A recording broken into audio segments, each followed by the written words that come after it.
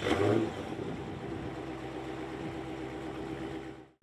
2015 Chevrolet Trax is part of a growing market of cars we're going to be seeing a lot more of, the tiny SUV.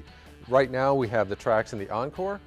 Coming are offerings from Honda and Mazda as well as Jeep. As for the Trax, it's got a bunch of very nice, very practical features, but a few things shoppers should keep in mind. So the first standout positive feature of the Trax is its visibility. This is a very easy car to see out of. Part of that is, yes, it's a SUV, so you sit a little bit higher off the ground. But the other part of it is these windows, the thickness of the pillar and the windshield. It's all really well designed to see out of. Now, obviously that's practical, but it's also fun. It gives you the confidence you need to kind of dart through a little gap in traffic or parallel park on a busy street. When it comes to driving the Trax, one of the things that stands out is the power, or really the lack of it. You can get the Trax with either front-wheel drive or all-wheel drive, but all versions are powered by the same 1.4-liter, 138 horsepower, four-cylinder engine.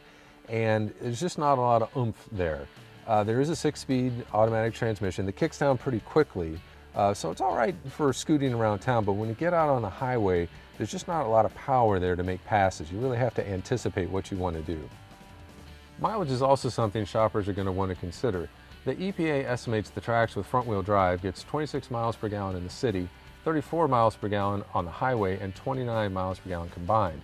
And that drops with all-wheel drive to 24 miles per gallon in the city, 31 on the highway, and 27 combined.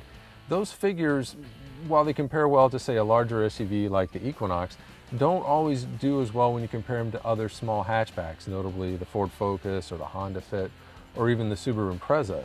And in the case of the Impreza, you also get all-wheel drive. When it comes to interior space, the Trax is actually surprising for such a tiny car. There's a fair amount of room. Up front, I was driving it with a guy about my size. We were snug, but it wasn't like we were bumping elbows the whole time, so that was nice. Around back, it's much the same story, but here's another area where shoppers are going to want to think for a minute. I have enough room to be comfortable on a short trip, plenty of headroom, but if I was going to try to ride from Chicago to Omaha, I probably wouldn't be so comfortable. One reason people might consider a SUV or really any car is the cargo area, and here the Trax is something of a pleasant surprise. For a car this small, this is actually a fairly generous cargo area. I think it would be fine for a weekend trip. But if it's not enough room, the back seat folds flat, though it is one of those older designs where you have to lift the seat bottom up and fold the back down to get more room. And then the front passenger seat also folds flat. It's lined on the back with plastic.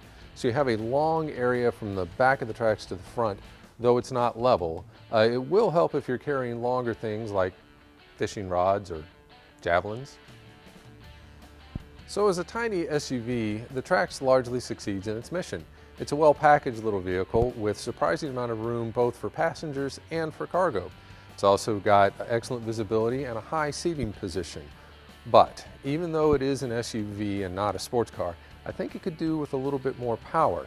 And there's the thing, once you start comparing the Trax to other small cars and hatchbacks, you start to realize they offer the same or slightly better cargo room, the same or slightly better mileage. So at the end of the day, what's going to tip the scales in favor of the Trax is going to be the high seating position that the small hatchbacks don't offer, the excellent visibility, which they don't all have, as well as the SUV body style.